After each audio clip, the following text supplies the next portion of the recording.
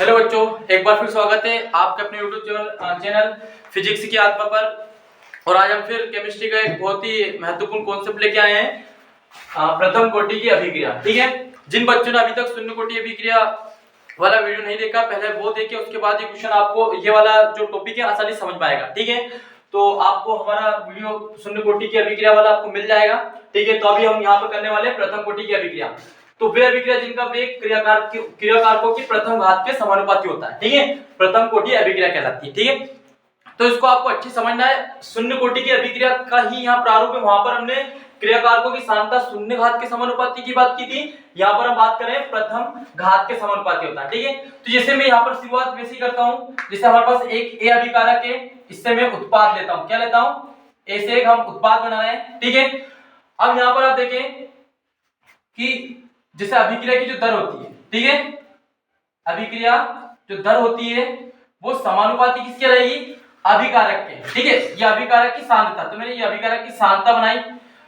शून्य कोटि जाए तो शून्य घात लगाना है, प्रथम कोटि जाए तो प्रथम घात लगाना है। तो घात जब हम नहीं लगाते तो उसको प्रथम घात ही माना जाता है। ठीक है, तो अभिक्रिया की दर यहाँ पर अभिकारक के प्रथम घात के क्या हो रही है? समानुपाती हो रही है, उसको हम प्रथम कोटि अभिक्रिया कहते हैं। ठीक है, तो आपको डेफिनेशन क्लियर समझ में आई होगी। अब यहाँ पर अभिक्रिया की दर वापस से बात किसकी हो रही है? अभिकारक की। तो अभिकारक के लिए क्या होगा? आपका अभिकारक क्या यहाँ पर ए है, तो यहाँ पर ए में हम बदलाव करेंगे समय के साथ साथ, उसको हम क्या कहेंगे? अभिक्रिया की कोटि कहेंगे। ठीक है, प्रथम कोटि अभिक्रिया कहेंगे। तो यहाँ पर अभिक्रिया जो दर है वो समय के साथ साथ क्या होती है? घटती है। ठीक है, ये समानुपाती किसके है? ए के। तो यहाँ तक क्लियर आपका।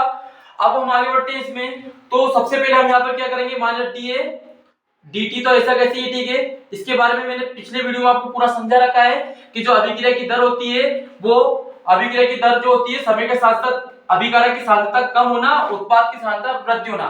बट हम जो भी प्रथम कोटि या शून्य कोटि में बात करते हैं तो केवल और केवल अभिकारक की बात करते हैं, अभिकारक की सांद्रता की ही बात करते हैं। तो यहाँ पर अभिकारक की सांद्रता समय के साथ साथ क्या हो रही है? घट रही है, इसलिए माइनस साइन यूज किया।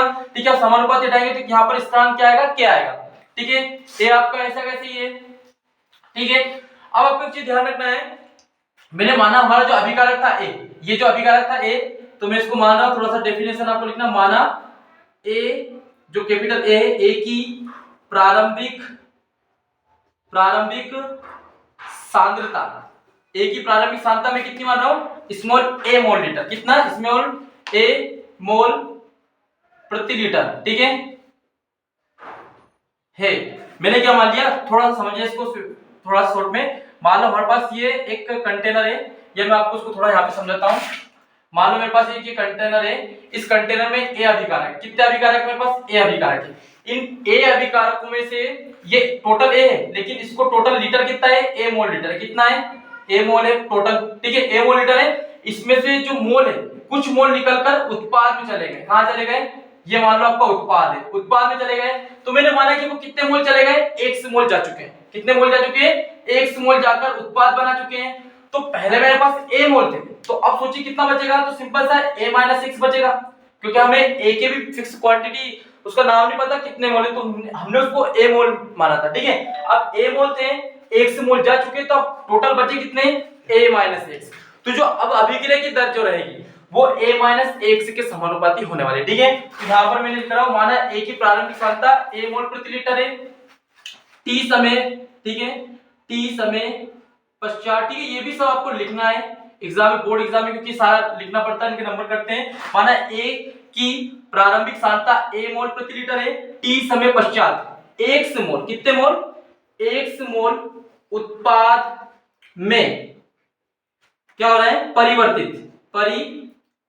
परिवर्तित हो जाते हैं, या हो रहे हैं, जो भी। ठीक है, हो जाते हैं। तब मोल क्या बचेंगे आपके? तब a - x मोल बचते हैं। ठीक है, तो अब थोड़ा a - x मोल बचते हैं। अब जो हमारे पास a - x मोल बचे हैं, तो जो अब अभिक्रिया की जो दर होने वाली है, ठीक है, अब मैं यहां पर लिखता हूं अभिक्रिया दर। अब अभिक्रिया दर जो रहेगी वो किसके समानुपाती रहने वाली है? a - x। ठीक है, और ये जो अभिक्रिया a - x समानुपाती होती है, ये द्रव्यानुपाती क्रिया नियम के अनुसार होता है। ठीक है। लेकिन हमको यहाँ पर द्रव्यानुपाती क्रिया लगाना जरूरी नहीं है, क्योंकि यहाँ पर ये बेसिक वे, तो यहाँ पर आप डायरेक्ट लिख सकते हैं अभिक्रिया की दर a-1 से समानुपाती रहेगी।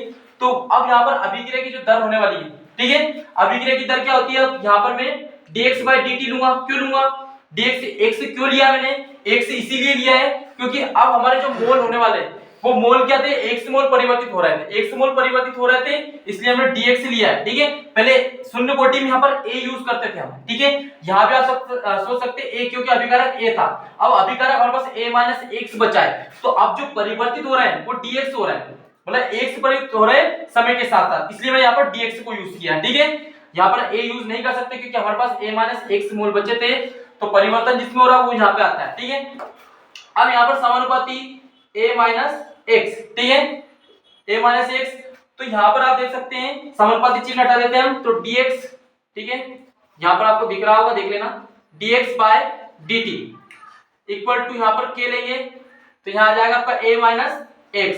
ओके, अब आगे बढ़ते हैं हम। ठीक है, दिख रहा है यहाँ तक आपको? अब मैं आगे बढ़ता हूं, तो यहाँ पे आ गए। अब यहाँ पर वापस से हमारे पास क्या हो रहा है कि यहाँ पर आपको dt दिखाई दे रहा है और यहाँ a-x, तो हम x वाली वैल्यू को एक तरफ लाएंगे और dt को एक तरफ लेके जाएंगे, तो अपने पास बचेगा dx। ठीक है, और a-x को मैं इसके साथ लिखूंगा a-x इक्वल टू, यहाँ पर क्या हो जाएगा आपका dt ऊपर चला जाएगा तो k dt हो जाएगा, k dt हुआ। अब वापस से t है तो यहाँ पर हमको क्या करना है, समाकलन करना पड़ेगा, तब जाके यहाँ पर t को हम हटा पाएंगे। तो यहाँ पर समाकलन करने पर तो समाकलन चिन्ह लगा लें हम, dx/a-x इक्वल टू, यहाँ पर k का समाकलन होगा नहीं तो k को हम बाहर लिख ले dt। ठीक है, अब यहाँ पर आप देखें एक फॉर्मूला आपको पता होगा, ठीक है, मैथ्स वाले बच्चे तो आसानी से समझ ही जाएंगे। यहाँ पर हम इसको मान सकते हैं, जैसे आपने फॉर्मूला पढ़ा होगा 1/x का जो 1/x होता है उसको हम लिखते हैं log, ठीक है, log x लिखते हैं जब हम समाकलन करते हैं 1/x का log x लिखते हैं, लेकिन यहाँ पर 1/a-x है, तो 1/a-x का क्या होने वाला है, तो यहाँ पर आपको फॉर्मूला बना के बताता हूँ। यदि हम समाकलन करते हैं 1/a-x का किसके सापेक्ष, dx के सापेक्ष, तो उसकी जो वैल्यू आने वाली रहती है वो पहले तो बटे में है तो क्या हो जाएगा log, क्या हो जाएगा log, और जो x है उसको ऐसा कैसे लिखेंगे, x की जगह पर a-x है तो मैंने यहाँ पर a-x लिखा, फिर उसके बाद इनटू, यहाँ पर इनटू a-x का होगा तो a का तो 0 होता है, ठीक है, और एक क्योंकि यहाँ dx के सापेक्ष हो रहा तो x का क्या हो जाएगा -1। ठीक है, ऐसा कैसे हो जाएगा, तो हम इसको फाइनल वैल्यू लिख सकते हैं, -1 बचा, -1 का इनटू इसमें कर दे तो -log a-x। ठीक है, ये आपका याद रखना है। ठीक है, आपको क्या रखना है कि 1/a-x dx, यहाँ पर समाकलन जो होता है, समाकलन याद होना चाहिए, 1/x का log x होता है, पर यहाँ पर 1/a-x है तो उसको log a-x लिख सकते हैं। उसके बाद यहाँ पर a-x का होता है तो a का 0 हो जाएगा, -x का -1 हो जाएगा, तो -1 का मैंने मल्टीप्लाई करके -log a-x लिख दिया। यानी सारी वैल्यू को मैं क्या लिख सकता हूँ, इस सारी वैल्यू को मैं लिख सकता हूँ ये -log a-x। ठीक है, हम ये यूज कर सकते हैं -log a-x इक्वल टू क्या आपका ऐसा कैसे, ठीक है, dt का हम करेंगे तो क्या आ जाएगा प्लस, यहाँ पर dt का क्या आ जाएगा t, ठीक है, यहाँ पर प्लस नहीं है बीच में, इनटू में आएगा वो k और dt का हो जाएगा t, प्लस यहाँ पर समाकलन स्थिरांक आ जाएगा c, मैं लिख सकता हूं जहां c एक क्या है, समाकलन नियतांक। ठीक है, समाकलन नियतांक है। अब जैसा हमने शून्य कोटि में किया था लगभग वैसे हमको यहाँ पे करना आगे, तो c एक समाकलन नियतांक है तो c का मान यहाँ पर हमको चाहिए, तो मैं इसको समीकरण 1 नाम देता हूँ। ठीक है, अब c का मान चाहिए तो हम क्या करेंगे, जो समीकरण आपकी है उसमें हम समय को वापस से शून्य अवस्था मानेंगे, यानी कि यदि समय क्या है आपका, यदि t बराबर मैंने मान लिया 0 तो आपके जो मोल परिवर्तित हो रहे थे, ठीक है, वहां पर मोल क्या, वहां पर अभिकारक क्या था आपका a था तो हमने a0 माना, लेकिन यहाँ पर मोल क्या है, कौन से मोल परिवर्तित हो रहे थे, तो मैंने आपको एक कंटेनर बताया था कि एक मोल जो टोटल स्मॉल a मोल उसमें से x मोल जा रहे थे, तो x मोल बदल के उत्पाद में जा रहे थे, तो उन्हीं x मोल को मुझे 0 मानना पड़ेगा। क्यों मानना पड़ेगा, क्योंकि अब अभिक्रिया रुक चुकी है, अभिक्रिया 0 अवस्था में, तो ये उत्पाद की जो मोल, उत्पाद में जो मोल हो रहे थे, अभिकारक से उत्पाद जो जा रहा था वो भी अब रुक चुका, वो भी कितना रहेगा 0। ये क्यों कर रहे हैं हम, c का मान लाने के लिए, क्योंकि c एक नियतांक है, तो सबको नियतांक मान लिया, नियतांक मतलब एक शून्य अवस्था। ठीक है। तो यहाँ पर हम लिखते हैं इनकी वैल्यू समीकरण 1 में रखते हैं, तो मैं डायरेक्ट लिख सकता हूँ समीकरण 1 से। ठीक है, तो मैं समीकरण 1 पे जाता हूं, तो ये आपका माइनस log, ठीक है, ये वैल्यू ऐसी कैसी रहेगी, यहाँ पर a माइनस x को मैं 0 रखने वाला हूं क्योंकि x इक्वल टू 0 लिया है, बराबर k t का मान यहाँ पर 0 है प्लस c। ठीक है, तो आगे बढ़ते हैं हम, तो यहाँ पर माइनस log, यहाँ a प्राप्त होगा आपको क्योंकि a माइनस 0 a बचेगा, इक्वल टू यहाँ पर 0 हो जाएगा, बचेगा c का मान हमको क्या निकला है यहाँ पर माइनस log a। ये जो c का मान निकला है वो मैं यहाँ पर समीकरण 1 में पुट करूंगा क्योंकि मुझे c का मान ही चाहिए। जिसे c का मान हम यहाँ रखेंगे तो यहाँ से हमको लास्ट हमारा जो मेन उद्देश्य क्या है, प्रथम कोटि अभिक्रिया का व्यंजक प्राप्त करना है। तो प्रथम कोटि अभिक्रिया मतलब जो हमने स्थिरांक बना था k का मान निकालना है कुल मिला के, तो इस c को इसलिए मुझे यहाँ से खत्म करना है। तो c को खत्म करने का तरीका सिंपल सा यही है कि समय 0 मानो तो उत्पाद भी 0 हो जाएंगे, अभिकारक से उत्पाद जो बन रहा है वो भी 0 हो जाएंगे, तो इसका मान आसानी से हमें माइनस log a मिला। ठीक है, मैं आगे करता हूँ, इसको समझना आप। ठीक है, थोड़ा बड़ा है लेकिन बहुत इजी वे में आप इसको एक आध बार देखोगे तो आपको समझ में जाएगा। ठीक है, तो आगे बढ़ते हैं। अब जो c का मान है समीकरण 1 में रखते हैं, तो मैं यहाँ लिख देता हूँ c का मान समीकरण 1 में रखने पर। ठीक है, अब समीकरण 1 में रखते हैं, तो पहले समीकरण 1 को ऐसा कैसे उतारना, बस c की जगह पर चेंजेस करना आपको, तो minus log a minus x आपका ऐसा कैसे, ठीक है, इक्वल टू आपका k t ऐसा कैसे ही। ठीक है, c की जगह मुझे माइनस log a रखना, तो c की जगह पर मैंने माइनस log a रखा। ठीक है, क्या करा मैंने, समीकरण 1 में मान रखा, तो ये यहां से आता है वैल्यू सेम, ये वैल्यू भी सेम, आपका c का जो मान था माइनस log a, तो मैंने यहां पर पुट कर दिया। मुझे निकालना है k मतलब t का मान, k का मान निकालना है। ठीक है, तो k का मान निकालना है तो इस माइनस log a को इक्वल के इधर लेके आया। ठीक है, तो ये आपका जैसे माइनस log a इधर आएगा तो प्लस का जाएगा, तो ये क्या जाएगा log a। ठीक है, इसको मैं इक्वल के इधर लाया हूं, ये वाली वैल्यू आपकी ऐसी कैसी minus log a minus x बराबर यहाँ पर बचा आपका kt। ठीक है, मुझे क्या निकालना है यहाँ पर, k का मान निकालना, तो t अपॉन में आएगा, पर उससे पहले एक चीज दिखाई दे रही है यहाँ पर log a माइनस x, क्योंकि ये फॉर्मूला आपको पता होगा log a minus log a minus log n, तो ये log m और log n को शो कर रहा है, तो ये जो फॉर्मूला था log m बटे n होता है, तो क्यों ना मैं इसको भी इस वे में लिख दूं। ठीक है, तो हम लिख देंगे log, ठीक है, आप चाहो तो kt को इधर रख ले ताकि थोड़ा अच्छा लगे आपको, kt बराबर, ठीक है, इसको मैं इक्वल के उधर लेके चल रहा हूं पूरा ऐसी की वैसी वैल्यू, तो आप इसको क्या लिखना मुझे log तो ऐसा कैसे ही। ठीक है, अब ये log m और log n इक्वल टू होता है आपका log m बटे n, तो इसको भी मैं m बटे n के रूप में लिखूंगा, तो a बटे a माइनस x। ठीक है, k का मान निकालना है क्योंकि मुझे, तो k इक्वल टू ये t उधर जाएगा क्योंकि ये मल्टीप्लाई में तो ये भाग में जाएगा नहीं बटे में चल जाएगा, तो 1 बटे t लिख सकता हूं, और आपका log ऐसा कैसे 1 बटे a माइनस x। ठीक है, अब log का आधार 10 ले सकते हैं, जब भी log का आधार 10 लेते हैं तो 2.303 का मल्टीप्लाई रहता है। ठीक है, log का आधार 10 लेने पर, ठीक है, log का आधार 10 ले लेते हैं, तो यहाँ हो जाएगा k इक्वल टू, ठीक है, यहाँ पर पूरी संख्या एक ही मल्टीप्लाई में तो एक ही लोगे तो क्या हो जाएगा 2.303, ये t आपका ऐसा कैसे ही। ठीक है, यहाँ पर आप लगा सकते हैं log 10 a upon a minus x। ठीक है, ठीक है, लास्ट स्टेप आप समझ ले थोड़ा सा, मैंने क्या किया log का आधार लिया है, आप चाहे तो फाइनल वैल्यू यहां तक भी रख सकते हैं, बट हम एक स्टेप बढ़ा लिया, हमने log का आधार ले लिया है।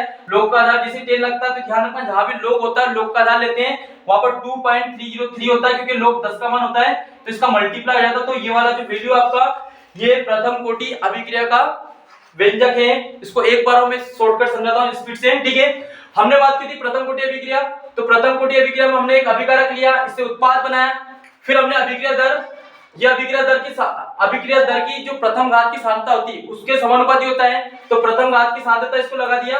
फिर यहाँ पर अभिक्रिया की दर माइनस da/dt क्यों लिखा था आपको पता है, क्योंकि यहाँ पर अभिकारक की जो सांद्रता होती है समय के साथ घटती है। ठीक है, तो समय के साथ साथ अभिकारक की सांद्रता घट रही है, ये a आपका ऐसा कैसे ही, फिर यहाँ पर dt माइनस da/dt ऐसा कैसे इक्वल टू समानुपाती चिन्ह हटा के k लाए। ठीक है, a, अब हमारा जो a है प्रथम कोटि में, तो हमें याद रखना है कि a की प्रारंभिक सांद्रता a मोल लीटर थी। अब कुछ समय के बाद t समय के बाद क्या हुआ, 1 मोल उत्पाद में चले गए। अब 1 मोल जब उत्पाद में परिवर्तित हो जाएंगे तब हमारे पास a माइनस x बचेंगे, क्यों, क्योंकि हमारे पास पहले a मोल थे, उसमें से जो ये a था आपका कैपिटल A, इसके मोल टोटल a थे। t समय के बाद ये जो ए के जो मोल थे ए, ये अब इसमें से एक से जा चुके, एक से क्या हो गए परिवर्तित हो गए, तो ये a माइनस एक्स बचा। तो अब अभिक्रिया की जो दर होने वाली है वो a माइनस एक्स के समानुपाती होने वाली है। तो अभिक्रिया की दर हमने a माइनस एक्स के समानुपाती कर दी। फिर अभिक्रिया की दर, अब देखो अभिक्रिया की दर यहाँ पर dx by dt आ जाएगी, क्यों? क्योंकि जो मोल परिवर्तित हो रहे थे वो ये अभिकारक था हमारे लिए, तो अब अभिकारक वहां पर एक से, तो dx by dt कर दिया, ये समय के साथ साथ बदल रहा है। a माइनस एक्स ऐसा कैसे थी कि समानुपाती चिन्ह हटेगा, वापस के लेकर आए। अब यहाँ तक आने के बाद हमने क्या करा, x वाली वैल्यू को एक तरफ किया, a माइनस एक्स और dt को इधर लेके गए, तो dx by a minus x और k dt प्राप्त हुआ। फिर हमने समाकलन किया, तो ये दोनों तरफ समाकलन लगा दिया, बस k का यहाँ पर समाकलन होने वाला नहीं, तो k को हमने बाहर लिखा। फिर चूंकि यहाँ पर एक फॉर्मूला बन रहा है, 1/a माइनस एक्स से होता है log a माइनस एक्स, और यहाँ पर a माइनस एक्स में a का 0 हो जाएगा, x का -1, तो यहाँ पर हमको प्राप्त क्या हो जाएगा, माइनस का इंटू करेंगे तो minus log a minus x हो जाएगा। फिर यहाँ पर देखिए आप, यहाँ पर मैंने इसकी जगह पर जो इसका फॉर्मूला लिखा था minus log a minus x, तो वो लिख दिया, इक्वल टू k का, k तो ऐसा कैसे ही है, dt का t हो जाएगा, और यहाँ पर समाकलन स्थिरांक c आ जाएगा, c एक समाकलन स्थिरांक है। अभी c के चक्कर में पूरा इतना करना पड़ रहा है हमको, तो इसको क्या करना है, t बराबर 0 लेंगे, क्योंकि c हमको खत्म करना है, तो एक से जो मोल है वो भी क्या हो जाएंगे आपके, वो भी 0 हो जाएंगे, तो समीकरण 1 से minus log a minus x, ठीक है, a माइनस एक्स को हम क्या लेंगे, x को 0 लेंगे, equal to k into 0 plus c, फिर यहाँ पर minus log a equal to c, क्योंकि ये 0 हो जाएगा, log a बचेगा, तो c का मान ये प्राप्त होगा। फिर c का मान हमको समीकरण 1 में रखना है, c का मान समीकरण 1 में रखने के बाद ये वैल्यू हमको प्राप्त होने वाली है। फिर यहाँ पर log का फॉर्मूला, log का माइनस log a को इधर लाएंगे, तो ये log a माइनस का प्लस हो जाएगा, और ये वैल्यू ऐसी कैसी, kt ऐसा कैसे ही, यहाँ पर log का एक फॉर्मूला लगाया, log m/n आया, फिर kt इक्वल टू, इसमें फॉर्मूला जब हमने पुट किया तो log m/n वाला, ठीक है, ये आ गया आपका, k का मान निकालना था, तो t अपॉन में लेके गए, फिर ये वैल्यू हमको प्राप्त हुई, तो हमने log का आधार लिया, जिससे कि 2.303 आ गया, ठीक है। इसको आप एक दो बार देख लेना।